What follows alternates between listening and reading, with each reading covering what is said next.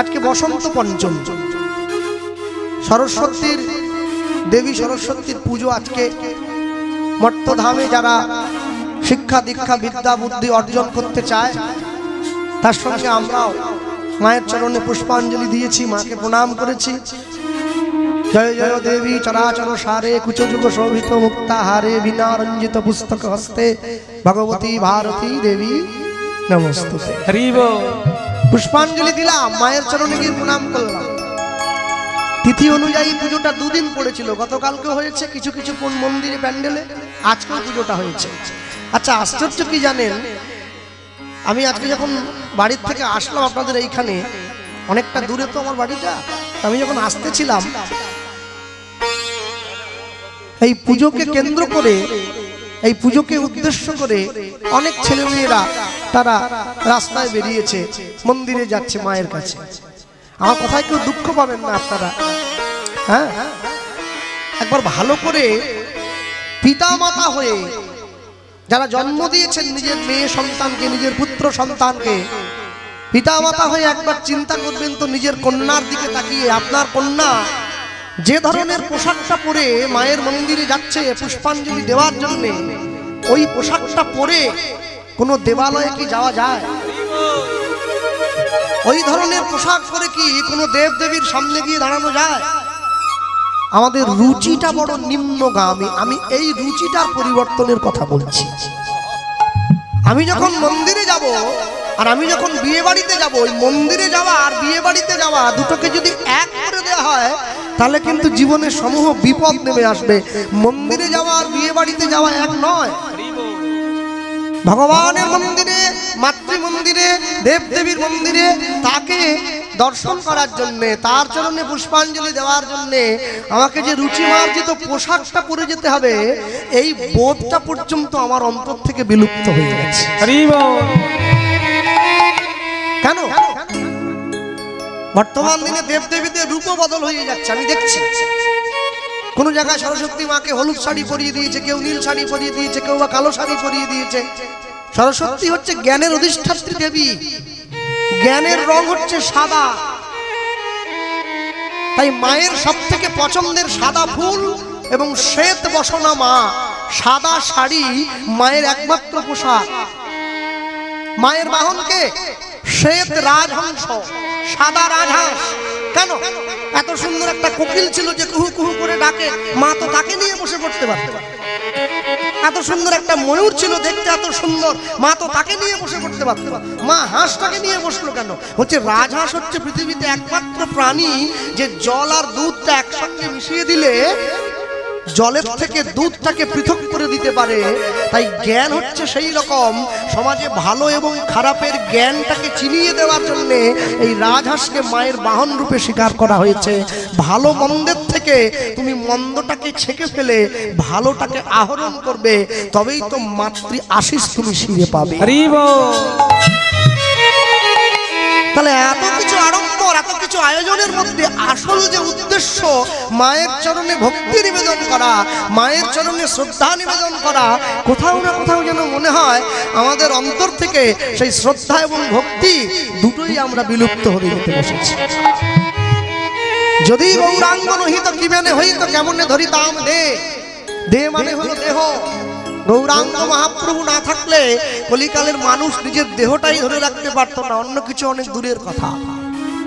হ্যাঁ, যখন মুসলমান ভাইদের মহরম হয়, যখন মুসলমান ভাইদের শবে বরাত হয়, যখন মুসলমান ভাইদের ঈদ হয়, একবার তাকিয়ে দেখবেন যারা মুসলমান, যারা মসজিদে যায় ঈদের সময় কি ধরনের পোশাক পরিধান করে মসজিদে যায়।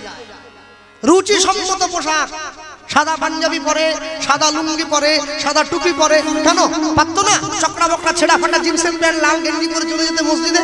যায় না। কেন? নিজের ধর্মটাকে সম্মান করে। রুচি বোধ বড় নিম্নগামী বাঙালি সনাতন হিন্দু ধর্মের মানুষদের।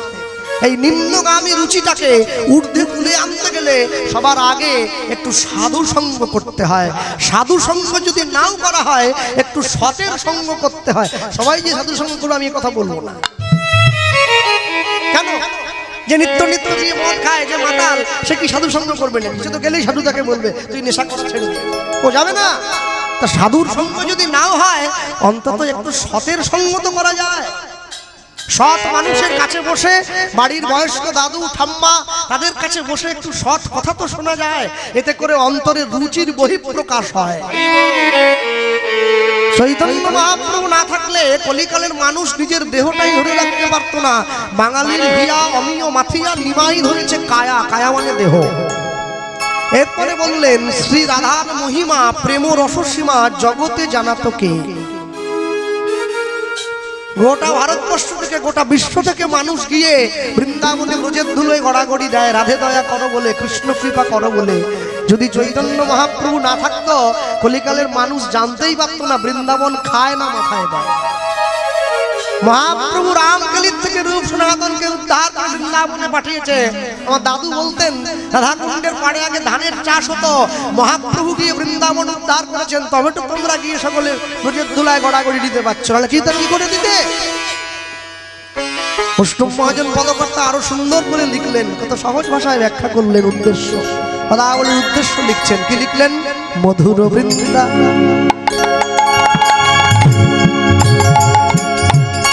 মধুর বৃন্দ বিপিন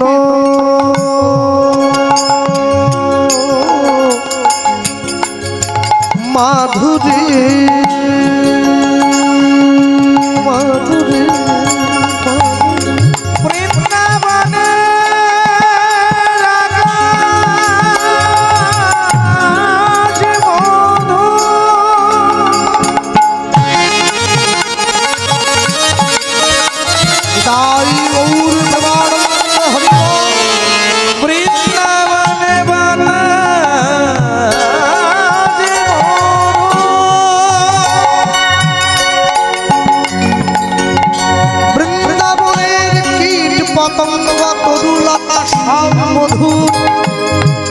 বড় মধুর সেই বৃন্দাবন,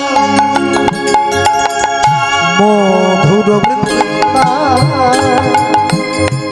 ও গো বিপিন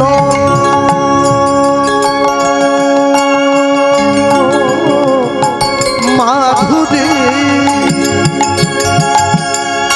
প্রবেশ চাতুরী প্রবেশ চাতুরী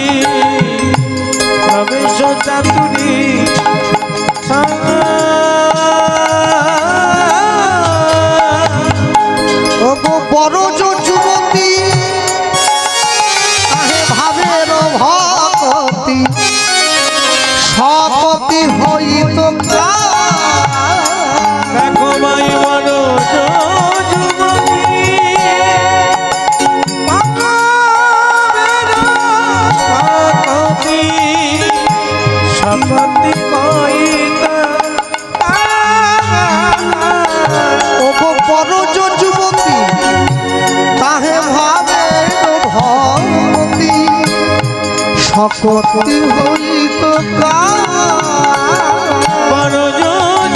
যুবতী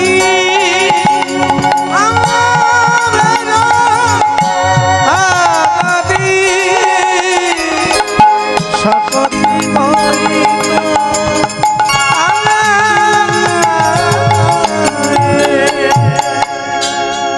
মধুর বৃন্দা বিপিন মাধুরী প্রবেশ চাতুরী সার বরণ যুবতী ভাবের ভক্তি শক্তি হইত কা।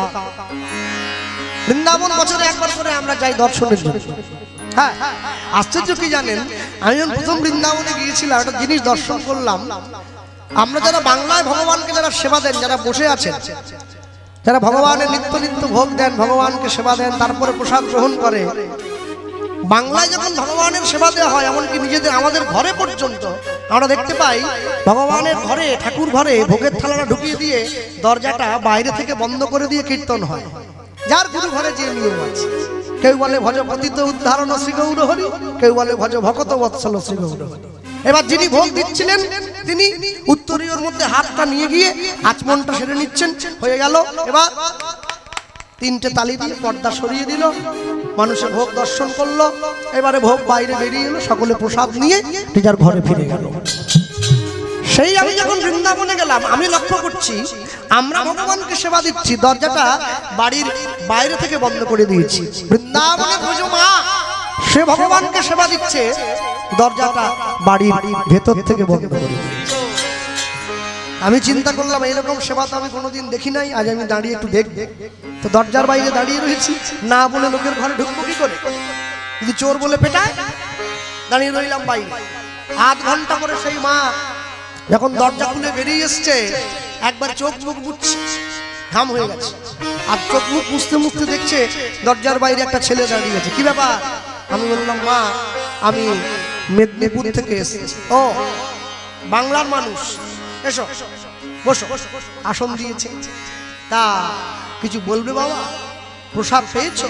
বললাম না, এই যে আশ্রমে যাচ্ছি ফিরে একটু দাঁড়িয়ে পড়লাম, একটা কথা আপনাকে জিজ্ঞাসা করবো বলে। হ্যাঁ বলো না, দাঁড়াও একটু দাঁড়াও। থামিয়ে দিয়েছে, ঘর থেকে ছুটে গিয়ে একটু প্রসাদ নিয়ে এসেছি, ছোট্ট গ্লাসে জল। এইবারে প্রসাদটা পাও আর আমায় বলো কি বলতে চাইছি। আমি বলছিলাম কি মা, আমরা যখন বাড়িতে ভগবানের সেবা দেই, আমরা দরজাটা বাড়ির বাইরে থেকে বন্ধ করে দিই, কিন্তু আপনি যে ভগবানকে সেবা দিচ্ছেন, আপনি দরজাটা ভেতর থেকে বন্ধ করলেন কেন?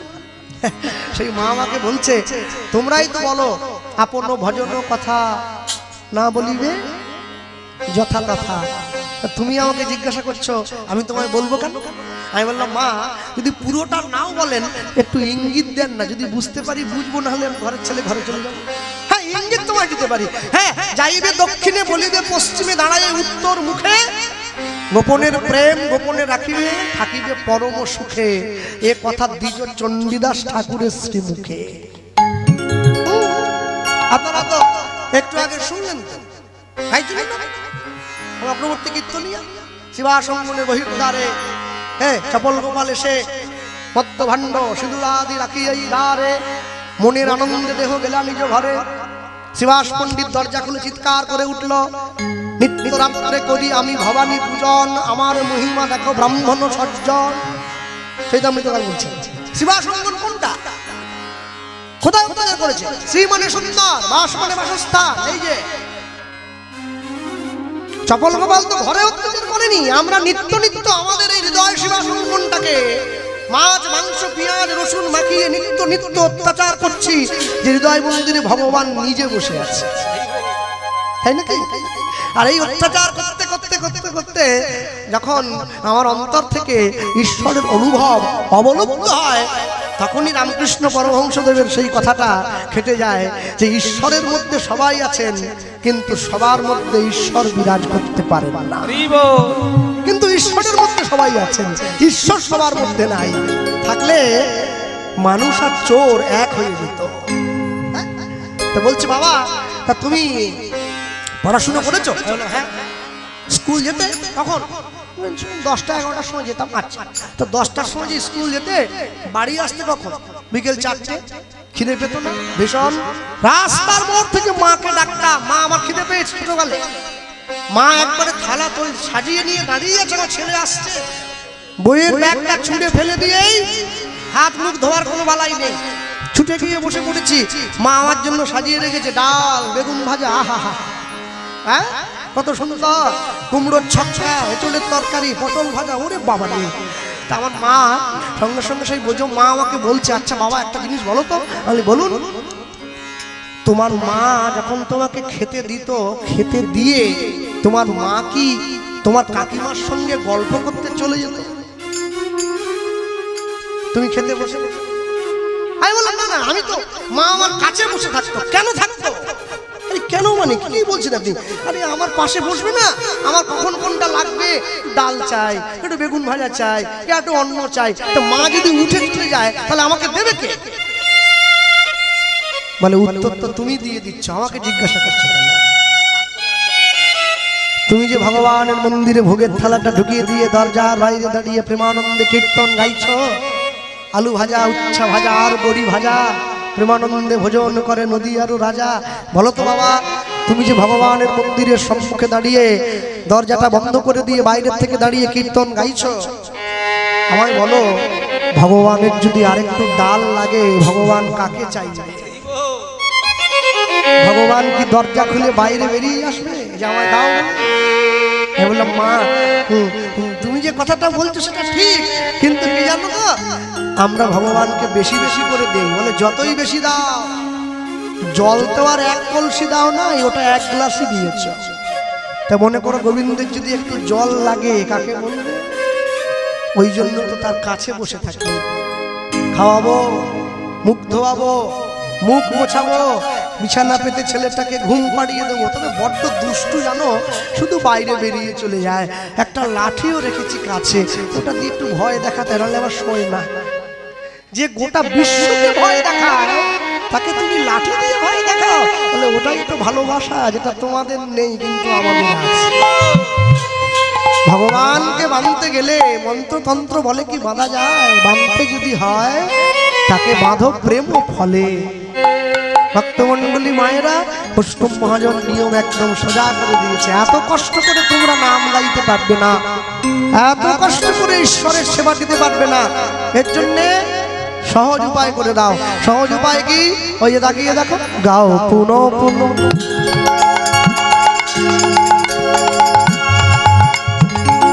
শ্রী গৌরাঙ্গের গুণ,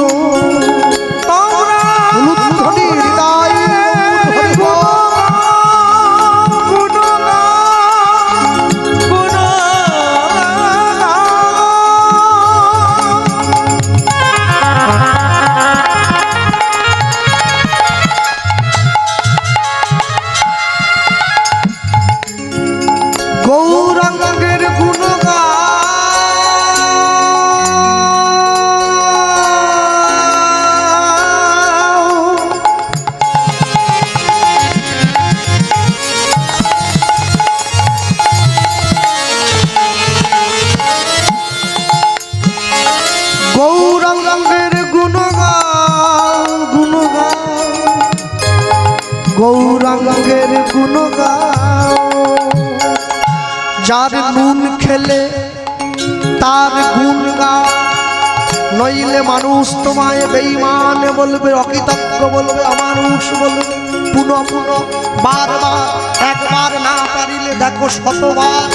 দস্যু রত্নাকরের মতো মরা মরা বলতে বলতে তুমিও রাম উচ্চারণ করবে। গাও পুনঃ পুনঃ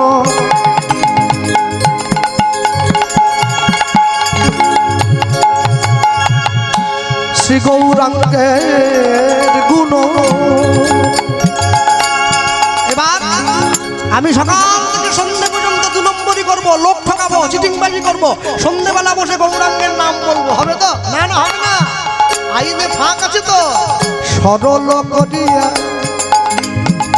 এই মনে হিংসা নিয়ে নয়, পরের ক্ষতি চেয়ে নয়, সরল করিয়া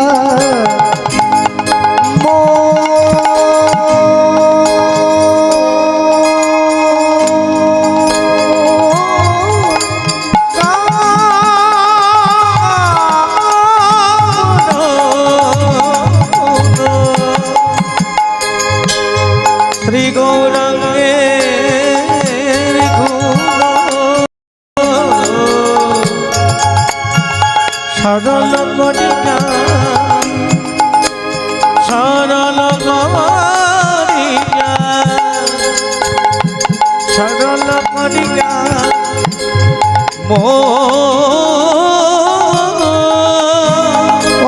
তিন ভুবনে আমি এমন না দেখো এক আমি দিন হরি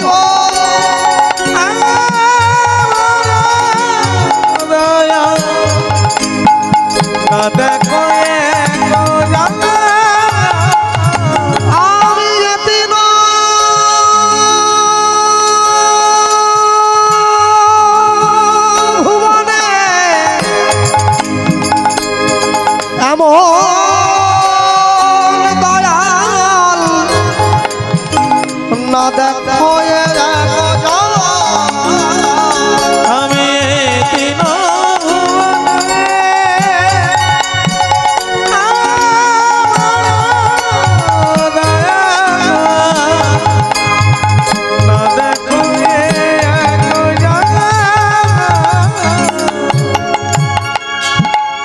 আমি এমন দয়াল আর দেখি নাই, আমি এমন দয়া আর দেখি না, আমি এমন দয়াল আর দেখি নাই, আমি এমন দয়া আর দেখি না, যে জন্মার খাবে পায়ে ধরে প্রেম বিলাবে, এমন দয়া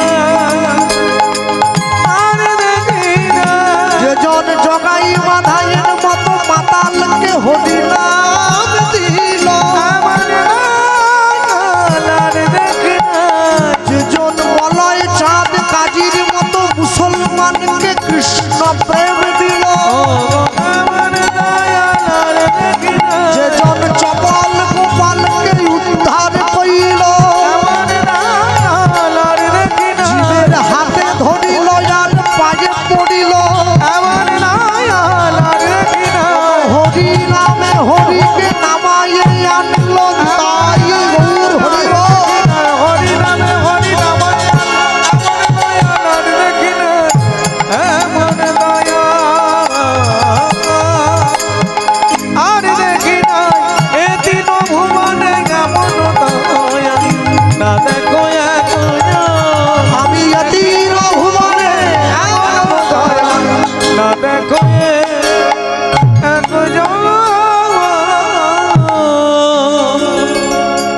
সবসময়ের জন্য মনে রাখবেন, বিবেকানন্দ বলেছিলেন সত্যের জন্য সবকিছুকে ত্যাগ করা যায়, কোনো কিছুর বিনিময়ে সত্যকে ত্যাগ করা যাবে না।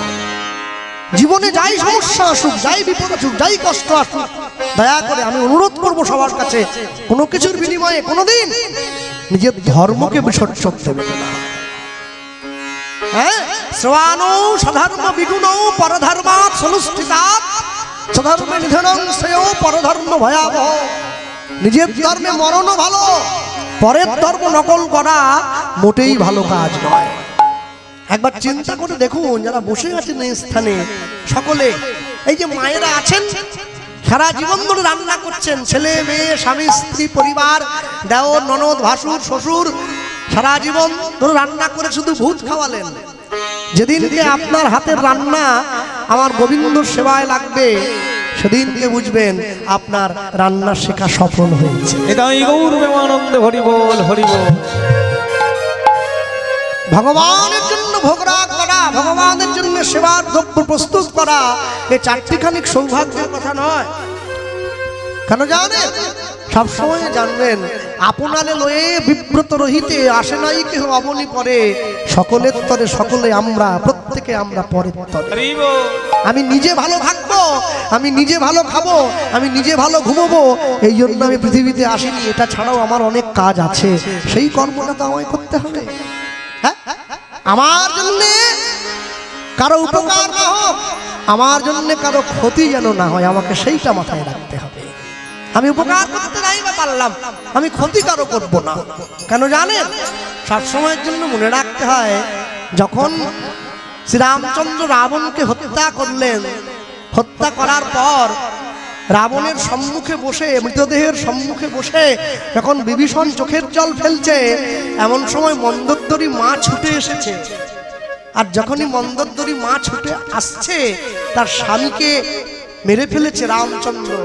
মায়ের মনে আনন্দ, কেন? আজকে আমার স্বামীর পতন হয়নি, অহংকারের বিনাশ হয়েছে, অভিমানের বিনাশ হয়েছে। রামচন্দ্র দেখছে মন্দোদরী যে আসছে, মায়ের ছায়াটা রামচন্দ্রের পায়ের উপরে পড়েছে। হ্যাঁ, আর যেই মন্দোদরী কাছে এসে দাঁড়ালো, রামচন্দ্র ছুটে গিয়ে মায়ের পায়ে হাত দিয়ে প্রণাম করছে, মা ভালো আছো তো?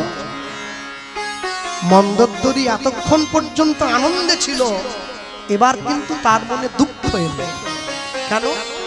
রামকে বক্ষ মাঝে জড়িয়ে ধরে বলে, রাম, আমার স্বামী তোমার স্ত্রীকে চুরি করে নিয়ে এসেছে, আমার স্বামী জটায়ুকে হত্যা করেছে, আমার স্বামী তোমার স্ত্রীকে অশোক বনে শেকল দিয়ে বেঁধে রেখেছে, তোমার ভাই লক্ষণকে শক্তিশাল দিল, আমারই স্বামীর ভাই, আর সেই তুমি কিনা আমার স্বামী এত অন্যায় করার পরেও তুমি এসে আমায় প্রণাম করছো বাবা কেন?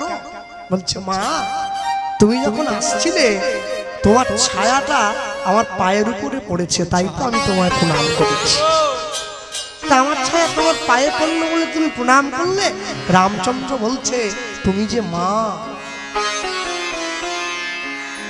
মন্দোদরি বলছেন এই জন্যই তোমায় লোকে ভগবান বলে, এই জন্যই তোমায় ভগবান বলে যে শত দুঃখে থাকা সত্ত্বেও, শত কষ্টে থাকা সত্ত্বেও যে কিনা যোগ্য সম্মান দিতে ভোলেনি তার মাকে। মনে রাখবেন এটাই সনাতন ধর্ম, এটাই ভারতবর্ষ, এই দেশ, এই ধর্ম, এই শিক্ষাই আমাদের দেয়। পুজোর ফুল হাতে নিয়ে ব্রাহ্মণ ঠাকুর মন্ত্র বলে সর্বমঙ্গল মঙ্গলে শিবে সর্বার্থ সাধিকে শরণ্যে ত্রম্বকে গৌরী নারায়ণী নমস্তুতে। দেখি আমাদের পাড়ার লোকের পয়সায় পুজো হচ্ছে, পাড়ার ছেলেরা ফুল কিনে আনছে, আপনাকে দক্ষিণা দেবে, আপনি আমাদের পয়সা নিয়ে আমাদেরই দেওয়া ফুলে আপনি কিনা পুষ্পাঞ্জলি দিচ্ছেন সর্বমঙ্গল মঙ্গল সবার মঙ্গল করো। এ কেমন পূজা? মঙ্গল যদি করতে হয় আমাদের মঙ্গল চাইবেন তো? বলে না, সনাতন ধর্ম এই শিক্ষাই দেয় সর্বেষাং মঙ্গলং ভূয়াৎ সর্বে সন্তু নিরাময়। সবাই যদি সুখে থাকে, সবাই যদি ভালো থাকে, তাহলে আমরাও ভালো থাকবো। হ্যাঁ, বাড়ির ছেলে মেয়েকে শিক্ষা দেবেন, বাড়ির ছেলে মেয়েকে সংস্কার দেবেন। ভারতবর্ষে যতগুলো নদ নদী আছে নদীগুলোর নাম একটু পড়াবেন। বই পড়াবার দরকার নেই, মোটা মোটা বই। শুধু কুড়কুড়ে হরলিক্স খাওয়ালেই হবে? এদেরকে মাথায় বড় করলে হবে না তো, মনে বড় করো। ছেলে মেয়েদেরকে শিক্ষা দেবেন। ভারতবর্ষের নদ নদীগুলোর নাম কি? গঙ্গা, যমুনা, নর্মদা, সিন্ধু, কাবেরী, সরস্বতী, ব্রহ্মপুত্র, কংসাবতী আছে। আচ্ছা, এরকম কোন নদী কি দেখা যায় ভারতবর্ষে? আছে। রোকেয়া, রিজিয়া, সুলতানা, রুকসানা, আমিনা, মুমতাজ, মেরি কম, এলিজাবেথ আছে? নেই তো।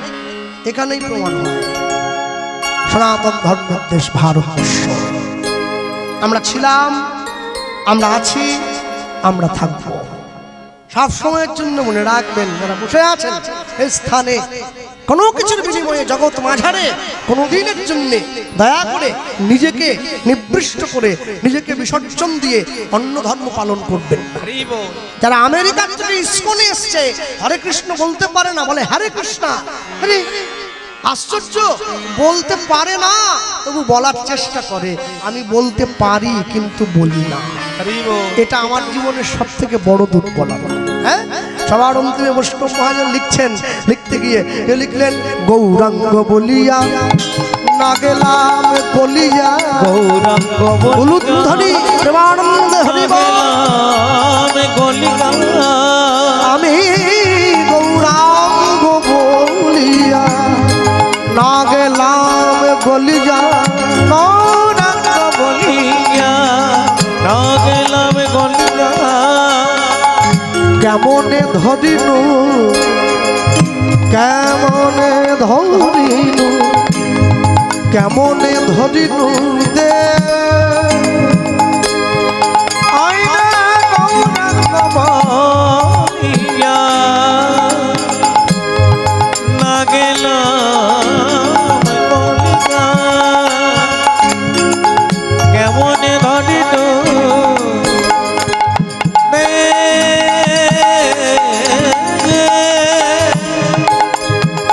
বাসুধস হিয়া পাষাণ দিয়া বিধি কেমনে গড়িয়াছে, বাসুধস পাষাণে বাঁধিয়া বল বিধি কেমনে গড়িয়াছে, ওগো বাসুধস হিয়া পাষাণ দিয়া বিধি কেমনে গড়িয়াছে, বলি বাসুধস হিয়া বিধি কেমনে গড়িয়াছে, বলি আমার ভাগ্যে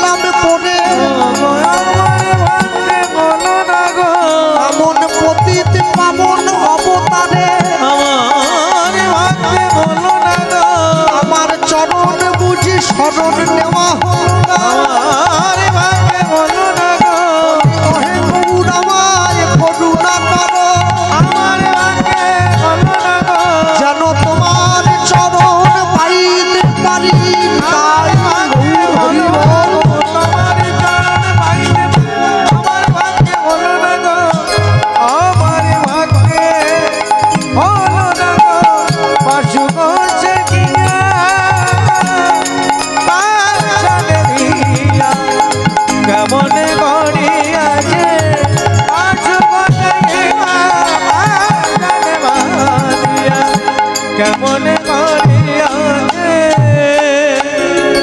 গৌরাঙ্গ বলিয়া না গেলাম গলিয়া কেমনে ধরিনু দে কেমন ধরিনু রে বাসুঘ সহিয়া পাশান দিয়া পাশান দিয়া বিধি কেমনে গড়িয়াছে বল বিধি কেমন মনে গড়িয়াছে ছোট্ট করে আমরা গৌরচন্দ্রিকা শুনলাম।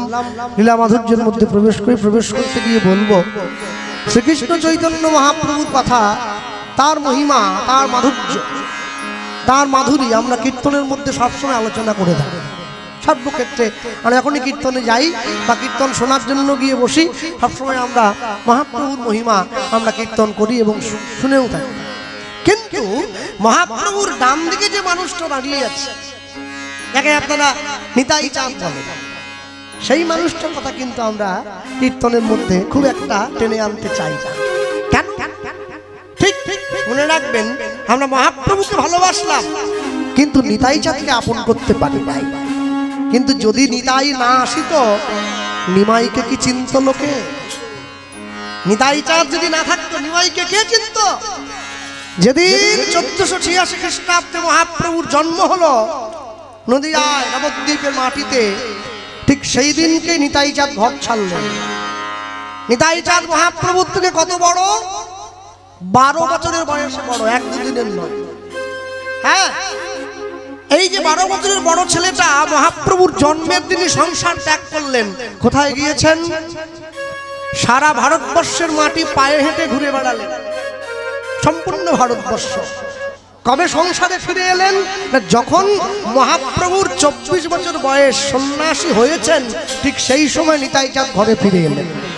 ঘরে ফিরে এসে মহাপ্রভুকে জানালেন, ভাই কি আমি বলছিলাম কি, সারা ভারতবর্ষের মাটি পায়ে হেঁটে ঘুরে আমি যা দেখলাম, বৃন্দাবনে রাতের অন্ধকারে গোপনে একটা সেবা হচ্ছে, রাধা কৃষ্ণের যুগল সেবা। আমি বলছিলাম তুই যদি একবার বৃন্দাবনে গিয়ে সেই সেবা জগৎ মাঝারে ছড়িয়ে দিতে পারিস, তবেই জগতের জীব কৃষ্ণ সেবা করতে পারবে, না হলে পারবে না। এই যে আপনারা এতক্ষণ বসে শুনলেন, এই কথাটা নিতাই চাঁদের, এই কথাটাই মহাপ্রভু শিরোধার্য করে তবে বৃন্দাবনে যাওয়ার সিদ্ধান্ত নিয়েছেন। কিন্তু সেই নিতাই চাঁদ আমাদের মধ্যে ব্রাত্যই থেকে গেছেন, তাকে আমরা কেউ সম্মান দিতে পারলাম না। মাঝে মাঝে অবাক লাগে জানেন, আমি যখন কীর্তনে যাই অনেক জায়গায় আমি দেখেছি রাধাকৃষ্ণকে মাঝখানে দাঁড় করিয়ে দিয়ে নিতাই গৌরকে দুই দিকে দাঁড় করিয়ে দিয়েছে হাত তুলে, যেন মনে হয় মাঝখানে একটা মহারাজ আর দুই দিকে দুটো সিকিউরিটি গার্ড দাঁড়িয়ে আছে। রাধাকৃষ্ণকে গুলি করতে এলে নিতাই গৌর গিয়ে বুকটা পেতে দেবে, আমাদের মা। হ্যাঁ, সত্যযুগের ভগবান লক্ষ্মীনারায়ণ যুগল, ত্রেতা যুগের ভগবান রাম সীতা যুগল, দাপর যুগের ভগবান আমার রাধাকৃষ্ণ যুগল, কলিযুগের ভগবান আমার নিতাই গৌরাঙ্গ যুগল। রাধাকৃষ্ণকে যদি একটা আসনে বসাতে হয়, পাশে আরেকটা আসন পেতে আমার নিতাই চাঁদ আর গৌর সুন্দরকে বসাতে হবে, তবে যোগ্য সম্মান দেওয়া হবে। হ্যাঁ, দাঁড় করিয়ে দিলে হবে? দাঁড় করিয়ে দিলে হবে না তো। আমরা মন থেকে ভগবানকে মানতে পারিনি। যারা বৃন্দাবনে গিয়েছে, বৃন্দাবনের প্রত্যেকটা কথায়, বৃন্দাবনের প্রত্যেকটা মানুষ কথা শুরুতে একটাই কথা বলে, কি বলে? রাধে রাধে। কি দোকানপাট, রাস্তাঘাট, সব জায়গাতে রাধে রাধে, তাহলে কোনো আপনাকে সম্মান দেবে না। আপনি যদি অযোধ্যায় যান, সেখানে কথার শুরুতেই বলা হয় জয় রাম। আস্তে ভাববেন না পার্টি স্লোগান দিচ্ছি আবার। হ্যাঁ, এখন তো আবার রাম বললে মুশকিল। আমি অযোধ্যার কথা বলছি। অযোধ্যায় গেলে প্রত্যেকটা কথার মুহূর্তে শুরুতে বলতে হয় জয় রাম, তবে আপনাকে লোকে সম্মান দেবে। কিন্তু পশ্চিমবাংলা থেকে সারা জীবনেও কেউ যদি একবার জয় গৌর জয় নিতাই না বলে, তার কিচ্ছু যায় আসে না, সে আনন্দে সংসারে দিন কাটিয়ে নেয়। এখানেই বোঝা যায় নিতাই চাঁদ আর গৌর সুন্দরকে আমরা শুধু মুখেই ভালোবাসি ভালোবাসি বলে বলি, অন্তর থেকে জায়গা দিতে পারি নাই। যদি দিতাম, তাহলে অন্তত একটি বারের জন্য হলেও সারা দিনের মধ্যে তার নামটা উচ্চারণ করতাম। দেখেন না, যারা সাধুগুরু বৈষ্ণব ভক্ত হয়েছেন, তারা সর্বসময়ের জন্য কথায় কথায় প্রত্যেকটা কথা শুরু শেষে কি বলে? জয় নিতাই। কেবল জয় গৌর, রাধে রাধে, হরে কৃষ্ণ, এই যতবার বলছে প্রত্যেকটা কথার শুরুতে একবার করে হরে কৃষ্ণ জয় নিতাই বলার দরকার কি ছিল? আমার বাবা বললেন, জানিস কৃষ্ণ, একজন মানুষ সারাদিনে 2 লক্ষ কথা বলে প্রত্যেক দিন। এই 2 লক্ষ কথার শুরুতে সে যদি একবার করে বলে জয় নিতাই, তাহলে সারাদিনে কথা হয় 2 লক্ষ বার। এই 2 লক্ষ বার যে জয় নিতাই বললো, এটা ব্যাংক অ্যাকাউন্টে জমা পড়লো। যেদিন তার এই ব্যাংক অ্যাকাউন্টটা সম্পূর্ণ হবে না, শেষের দিনে চলে যাওয়ার সময় না চাইলেও মুখ দিয়ে অনায়াসে বেরিয়ে আসে জয় নিতাই। আনন্দের সঙ্গে সে ভগবানের চরণতলে আশ্রয় পেয়ে যায়। ভগবানের নাম বলা, ভগবানের নাম স্মরণ করা, ভগবানের নাম স্মরণের উপযুক্ত বোধ বুদ্ধি দিয়ে তার নামকে স্মরণ করতে হয়। লীলামাধুর্যের মধ্যে প্রবেশ করব, প্রবেশ করতে গিয়ে সবার আগে এই স্থানে দাঁড়িয়ে বসে যা বলবো, নিতাই চাঁদের কথা শুনবো, আর শুনতে গিয়ে বলবো একটু পিছন দিকে পিছিয়ে আসবো। শ্রীকৃষ্ণ চৈতন্য মহাপ্রভু তিনি তার জীবনে 2 বার বিয়ে করলেন। প্রথম স্ত্রী লক্ষ্মীপ্রিয়া, পরেরটা বিষ্ণুপ্রিয়া। দ্বিতীয়বার বিয়ে করে বিষ্ণুপ্রিয়ার হাতটা মায়ের হাতে দিয়ে দিয়েছেন। মা, এই রইল তোমার দাসী, এবার আমার বিদায় দাও, এবার আমি আসি। নিমাই, কোথায় যাচ্ছিস? একবার সংসারে গিয়ে যা, ফুলশয্যার ঘরে গিয়ে বস, আমি যুগল দর্শন করি। বিষ্ণুপ্রিয়ার হাত ধরে মহাপ্রভু ফুলশয্যার ঘরে গিয়ে বসেছেন। আর ওই ফুলশয্যার ঘরে গিয়ে বসে বিষ্ণুপ্রিয়াকে মহাপ্রভু বলছেন, আচ্ছা বিষ্ণুপ্রিয়া, ভালো করে তাকিয়ে দেখো, একটা পালঙ্ক ফুল দিয়ে সাজিয়ে রাখা আছে। বলছে হ্যাঁ, মনে রেখো, মানুষ যেদিন ফুলের ওপরে ঘুমায় সেদিন তার ফুলশয্যা হয়, আর ফুল যেদিন মানুষের ওপরে ঘুমায় সেদিন তার অন্তিম শয্যা হয়। আজ আমাদের ফুলশয্যা, আমরা ফুল দিয়ে সাজিয়ে রাখা পালঙ্কের উপরে ঘুমোলাম, আমাদের ফুলশয্যা হবে। আর যেদিন আমরা চিরঘুমে ঘুমিয়ে থাকবো, ফুলগুলো আমাদের উপরে ঘুমিয়ে থাকবে। আমাকে বলো হরি হরি বল বলে শ্মশান ঘাটে নিয়ে চলে যেতে হবে। তুমি বলো, তুমি কোনটা চাও? বিষ্ণুপ্রিয়া বড় চালাক, আমাদের মতো বোকা নাকি? বিষ্ণুপ্রিয়া বলছে, স্বামী, আমি ফুলের ওপর শোবো না, ফুলও আমার ওপর শোবে না। আমি চাই কি জানো? ফুলটা মালা হয়ে সারা জীবন তোমার গলায় থাকুক। এতে করে আমি দুজনকেই পাবো, ফুলটাকেও পাবো, আবার মালাটাকেও পাবো, আবার তোমাকেও পাবো।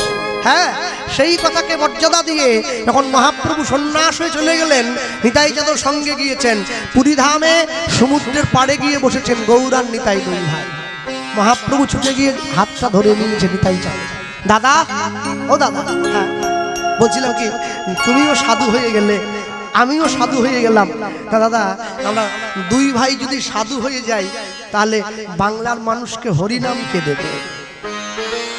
নিতাই চাঁদ বলছে, তাহলে তুই আমার কি করতে বলছিস? না না, মানে আমি তোমায় বলছি আরেকবার বাংলায় যেতে হবে, হ্যাঁ আবার, হ্যাঁ আরেকবার সবাইকে নাম দিতে হবে।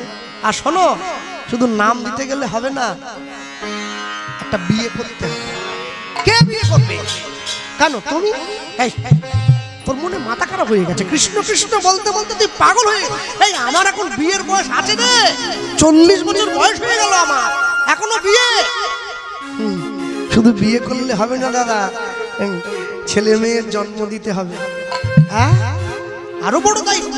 হ্যাঁ, শুধু তাই নয়, ওদেরকে সাথে নিয়ে হরিনাম প্রচার করবে, তবে তো বাংলার মানুষ বুঝবে সংসারে থেকেও কৃষ্ণ নাম করা যায়। মহাপ্রভু সেই আদেশকে শিরোধার্য করে নিতাই চাঁদ বাংলায় ফিরে এসেছে, বিবাহ করলো, সংসার করলো, স্ত্রী পুত্রকে নিয়ে হরিনাম প্রচার করেছে, তবে আমরা হরিনাম পেয়েছি। নাহলে পেতাম কোথায় থেকে?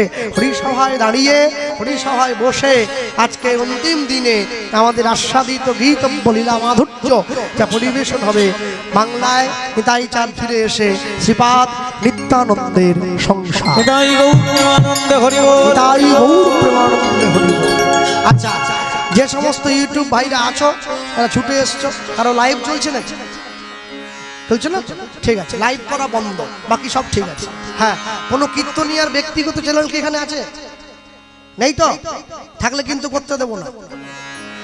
যে সমস্ত কীর্তনিয়ারা ব্যক্তিগত চ্যানেল বানিয়েছে, আমি তাদের ভিডিও করতে দেই না, ছেড়ে দাও। নেই যখন বলে দিয়েছি নেই, বেশ। নিয়ে গিয়ে দাঁড়িয়েছে, মহাপ্রভু হাতটা ধরলো, কি তুমি শোনো শোনো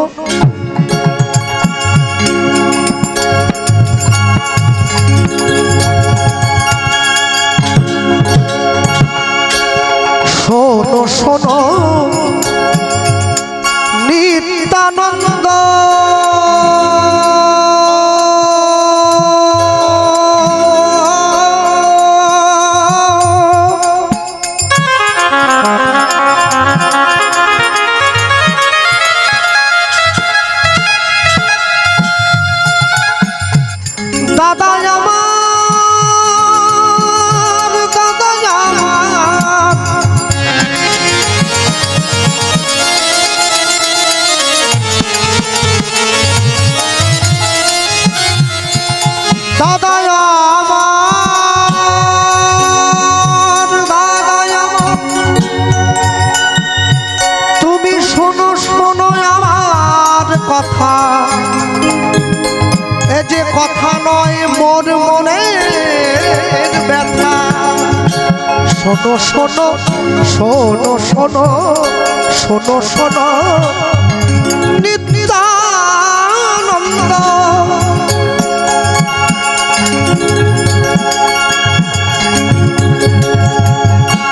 এই কলির জীব এই কলির জীব এই কলির জীব সব জন্ম অন্ধ শোনো শোনো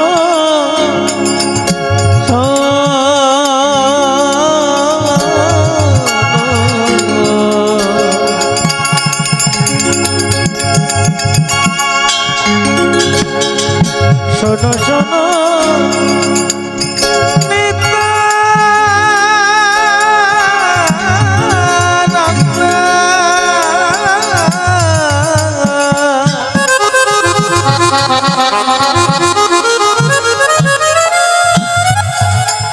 এই কলির জীবে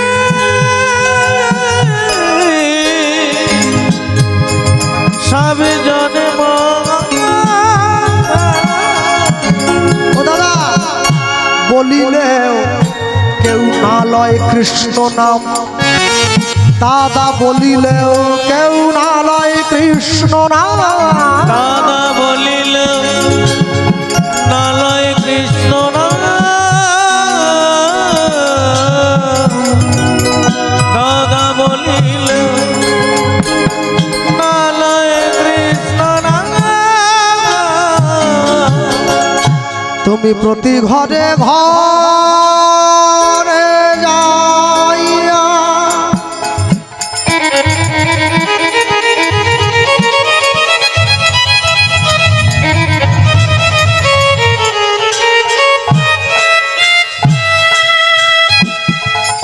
করো এই ভিক্ষা বল কৃষ্ণ কৃষ্ণ কর কৃষ্ণ শিক্ষা দাদা কর কৃষ্ণ